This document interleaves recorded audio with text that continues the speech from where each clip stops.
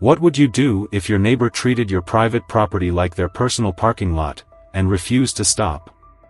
When I inherited my grandparents' farm, I never imagined it would lead to one of the most frustrating battles of my life. I wasn't even close to them before they passed, and honestly, I wasn't sure if I wanted the responsibility.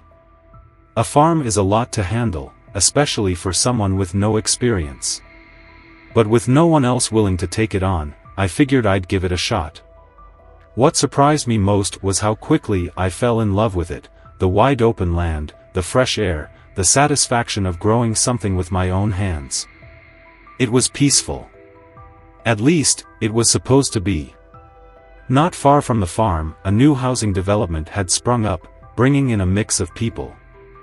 Most of them kept to themselves, which was fine by me. But then there was Karen. And if you've ever met a Karen, you already know where this is going. The first time I saw her truck, I assumed it was just a mistake. A bright red pickup sat right on my property, half crushing the grass, barely lined up with anything. I figured it belonged to a lost delivery guy or a confused visitor who didn't notice the border markers. They weren't hard to miss, but hey, mistakes happen. I decided to finish my chores and keep an eye on the truck until someone came back for it.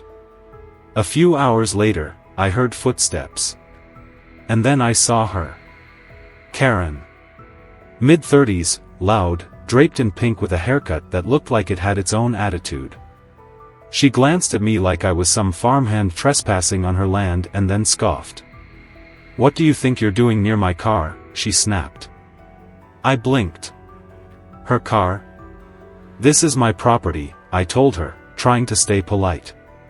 "Your truck is parked on my land." She didn't apologize. She didn't even act remotely embarrassed. Instead, she laughed like I had just told the dumbest joke she'd ever heard. "That's not how property works," she said, folding her arms. "You don't own this land unless you can prove it. And even if you do, I live right there, so I should be able to park here if I want." I stared at her, trying to process what I'd just heard.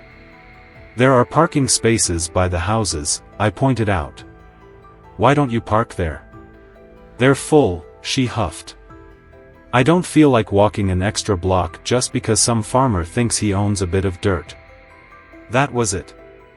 I wasn't going to let this woman tell me what I did and didn't own. "Move your truck," I said, keeping my voice steady, "or I'll have it towed." Karen smirked. "Go ahead," she taunted. "Let's see how that works out for you." Then she got in her truck and sped off, leaving behind deep tire tracks in the grass. I exhaled, shaking my head. Maybe she just needed a warning. Maybe that would be the end of it. I had no idea just how wrong I was. I didn't think much about Karen after she sped off that day. I figured she'd taken the warning and wouldn't bother me again. I was wrong. A few days later, I walked out to check on the fields I had been working on. The back section of the farm was something I had been particularly proud of. I had been plowing and prepping the soil for weeks, making sure everything was set up just right. I wasn't a professional farmer, but I was learning, and I was determined to make it work. But as I approached the field, my stomach twisted. Something was off. The moment I got close enough to see clearly, my heart dropped. Deep, messy tire tracks cut right through the fresh soil, flattening the entire section I had been working on. My work, weeks of effort, had been completely destroyed, and there, parked carelessly off to the side like nothing had happened, was Karen's bright red truck. I clenched my jaw, my hands balling into fists. This wasn't just some accident. She hadn't even parked on the field, she had driven straight through it, wrecking everything in her path. There was no logical reason for it, no excuse that made sense. This was deliberate. I stood there, waiting, pacing, my anger rising with each passing second. When Karen finally showed up, she didn't look the least bit concerned. If anything, she looked annoyed that I was there waiting for her.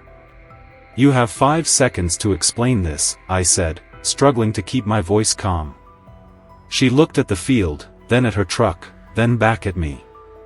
"Explain what?" she asked, crossing her arms. I laughed in disbelief. "You tore through my crops, Karen. Do you not see the damage?" She shrugged, flipping her hair. "It's just dirt. It'll grow back. You farmers are so dramatic." I pulled out my phone and started recording. "Say that again," I said, making sure to capture both her and the destroyed field behind her. Her eyes widened. "What do you think you're doing?" she snapped. "Getting proof," I said flatly. "Because this is beyond disrespectful. You don't own this land, and you sure as hell don't get to destroy it like this." Karen immediately switched tactics. Without missing a beat, she pulled out her own phone and started yelling. "Help! This man is harassing me," she screamed, backing away dramatically. "He won't leave me alone. He's threatening me." I stared at her in shock. "Are you serious right now?" "I'm calling the police," she screeched. "I feel unsafe." I had to laugh. "Go ahead, Karen. I'll be happy to show them the footage of your truck destroying my field." Her face twitched, her fake fear melting into fury. "You're going to regret this," she hissed. I took a step closer, lowering my voice. "No, Karen," I said. *****. She stormed off, pretending to wipe fake tears from her eyes. I didn't trust her for a second, so I made sure to document everything: photos of her truck, the tire tracks, the damage. I even noted her license plate. I wasn't letting this slide. I thought that was the end of it. I thought she'd back off, knowing I had proof. But the next morning, I woke up to the sound of police knocking on my door. The second I opened it, I saw 2 officers standing there, serious expressions on their faces. "Sir, we received a complaint," one of them said. "A woman in the housing complex reported that you vandalized her vehicle last night." I blinked. "Excuse me? She has scratches and dents on her truck that she claims were caused by you." For a second, I couldn't even respond. I just stared at them, stunned by the audacity. "She's lying," I finally said, motioning for them to follow me. "Come with me. I'll prove it." I led them straight to my security cameras. Most people don't expect a farm to have surveillance, but I had installed cameras around the property after inheriting it.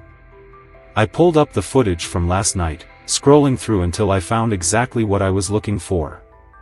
And there it was. Clear as day.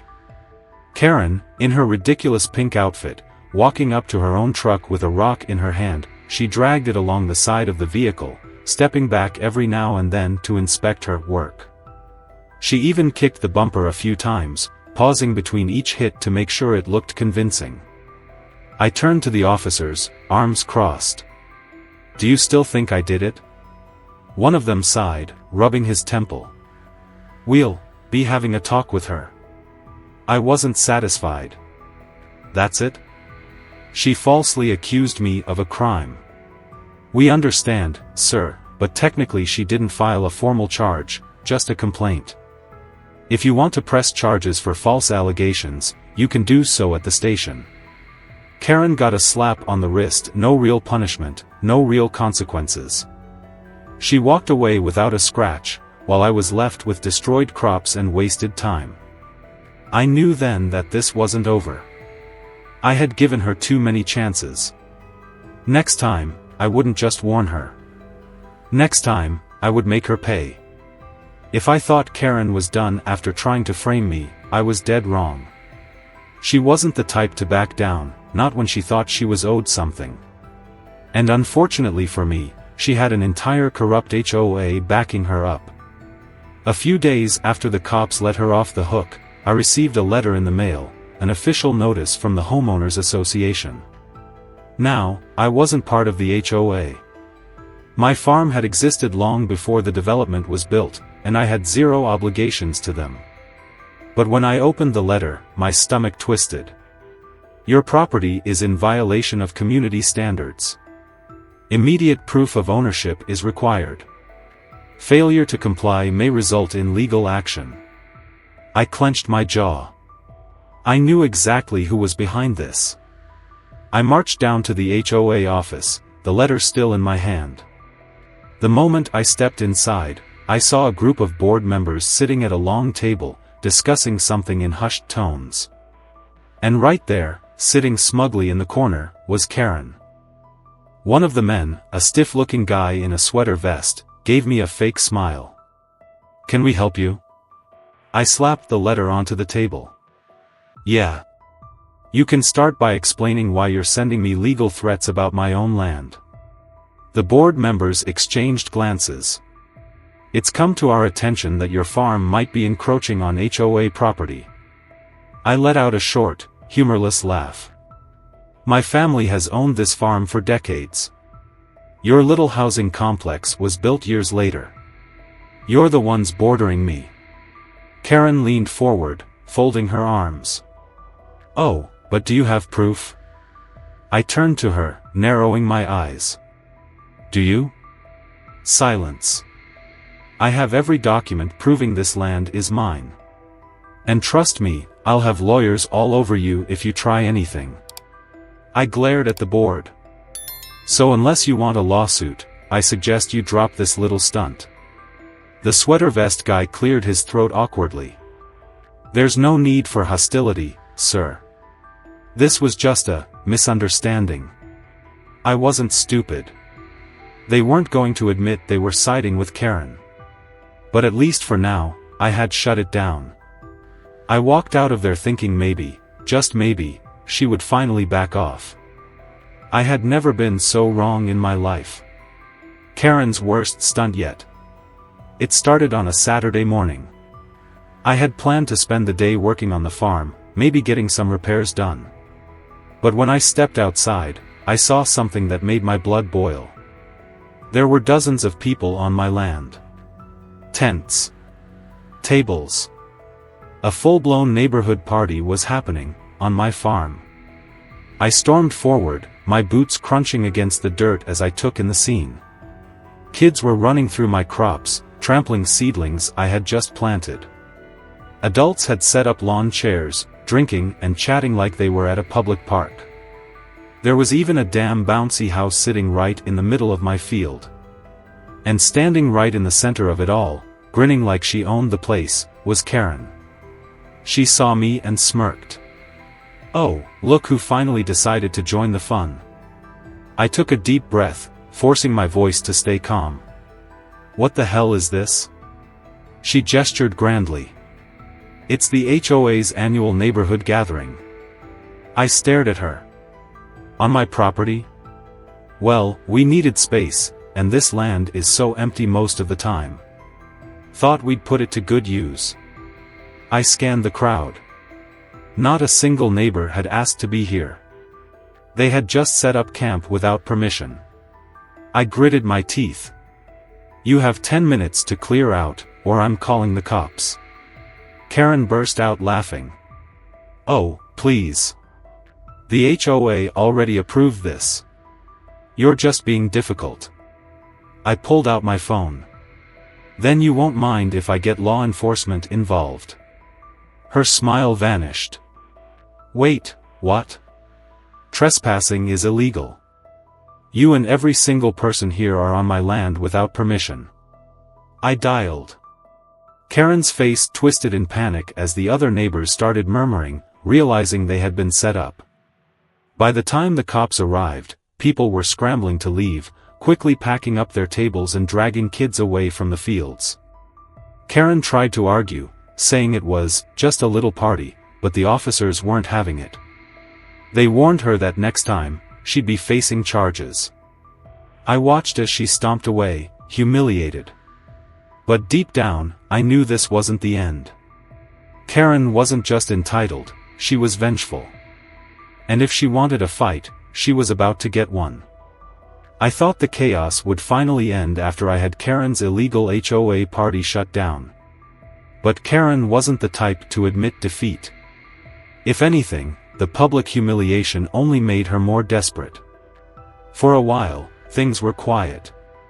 I didn't see her truck parked anywhere near my farm, and no more bogus HOA threats showed up in my mailbox.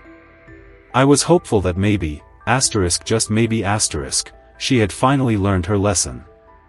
Then, one morning, I stepped outside and immediately felt that something was wrong.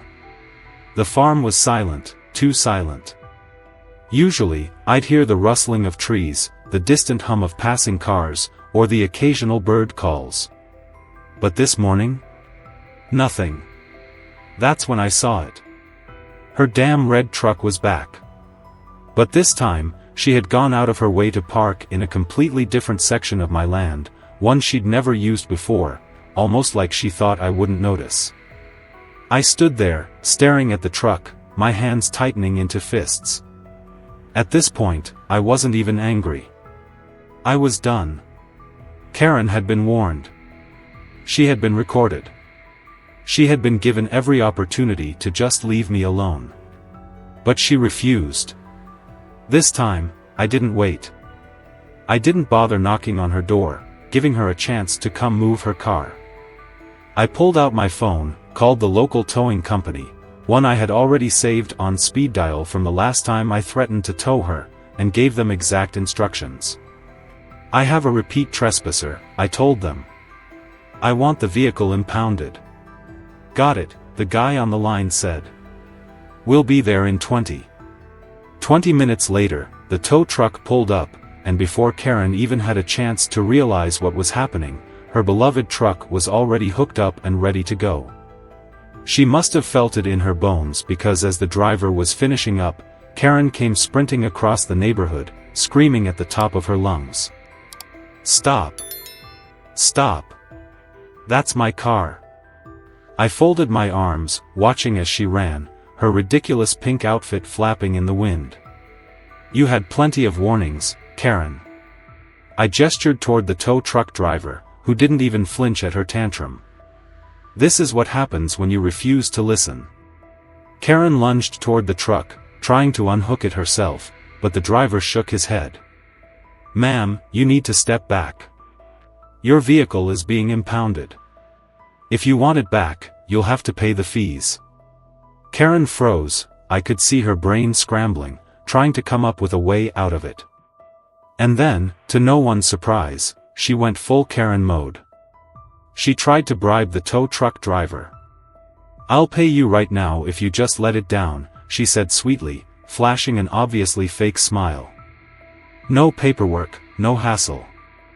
Just a little extra cash for your trouble. The driver just raised an eyebrow. Ma'am, that's called a bribe. Also illegal. Karen's smile dropped immediately. Furious, she turned on me instead. You had no right to do this. I just stared at her. Oh, I had every right. Then came her next stunt. She pulled out her phone and started pretending to make a call. You know what? I have a lawyer, and you're going to regret this. I chuckled. Go ahead, Karen. Call them. Oh, and by the way, if you do have a lawyer, maybe you should have consulted them before breaking trespassing laws. Her face turned red, but she still tried one last desperate move. She called the towing company directly, pretending to be my lawyer, demanding they release the vehicle. Unfortunately for her, she had the misfortune of dealing with a business that had already blacklisted her. The company recognized her voice immediately, called her out for impersonation, and hung up on her. And just like that, her car was gone. She stood there, mouth open, stunned, as the tow truck disappeared down the road. She had officially lost. I expected her to come screaming at me one last time, but she didn't.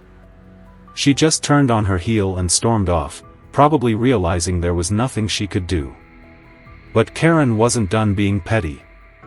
I figured she'd try something, and I was right. A few nights later, I woke up to find something far worse than just a parked truck. My irrigation system had been slashed. Water was pouring out onto the dirt, my crops left to dry in the summer heat. I immediately checked my security footage. And there she was. Karen's red truck had pulled up late at night, right before she mysteriously disappeared from the neighborhood for good. She had come back for one final act of revenge. I was beyond furious, but instead of calling the cops, I decided to do something better. I posted the footage online. The video of Karen sabotaging my farm went viral. The neighbors, who already hated her, shared it everywhere, She became a local disgrace. I never saw her again. Word spread that she had moved out completely, no one knew where she went, and no one cared. As for me, I finally had my farm back. And this time, Karen wasn't coming back to ruin it. In the days following Karen's final act of sabotage, I kept expecting to see her red truck again, parked somewhere it didn't belong, waiting like a bad omen. But it never came. She was gone. The neighborhood was buzzing with rumors. Some people said she packed up overnight, too embarrassed to face anyone after being publicly exposed. Others claimed she had tried to rally the HOA against me one last time, only for them to shut her down when they realized she had become a liability. Whatever the case, it didn't matter to me. She was out of my life, and for the first time in months, my farm was mine again. I started hearing from my neighbors more often. At first, it was just in passing, small comments like, "Guess we finally got rid of that nightmare," or, "You really did us all a favor, man." But over time, they actually started stopping by, offering to help with small things around the farm, bringing over drinks, asking if I needed anything. It turns out Karen had been just as insufferable to them as she had been to me, and now that she was gone, there was this unspoken relief in the community. People finally felt like they could breathe. And me? I finally had peace. No more tire tracks in my fields, no more bogus legal threats, no more screaming matches in my own backyard. Just silence, fresh air, and the satisfaction of knowing I had stood my ground. Still, sometimes, I wonder what happened to Karen. Did she move somewhere else and start terrorizing another neighborhood? Did she learn her lesson? Or is she still out there, looking for her next victim? Have you ever dealt with a Karen like this? How did it end? Share your story below, let's see who had it worse.